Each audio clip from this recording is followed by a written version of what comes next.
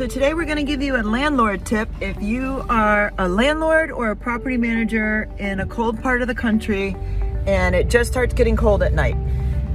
Over the last couple of days, we've had a couple of calls from tenants saying they had no heat. The first thing you always want to do, in my area, the two primary sources of heat are gas and oil. Fuel is almost always the problem. So the first thing I do is I say to a tenant, and now bear in mind, the tenants are going to wind you up because they are freaking out. The language we had in an email I woke up to this morning at 7 o'clock was, it will be, or I will stay in a hotel. It's very peremptory and demanding.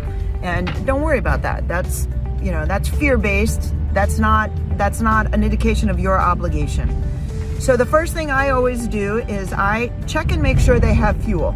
Many times, agents in my area, which is Aquidneck Island, forget to remind their incoming tenants that if it's gas heat, they have to tell National Grid to convert the gas.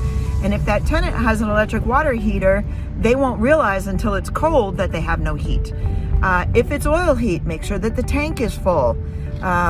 I had a situation earlier this week where the tenant went down and checked and told me the tank was empty. And I said, well, geez, that doesn't make any sense. He said, okay, I'll put oil in it. 2 or 3 days go by, find out he hasn't put any oil in it and still has no heat. We go over there and we find out that that tank is full.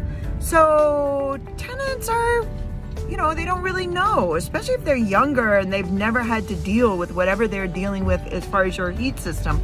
So be patient with them, be patient with yourself, and you probably have to go look at it. Get a relationship with a vendor who handles your type of heating system.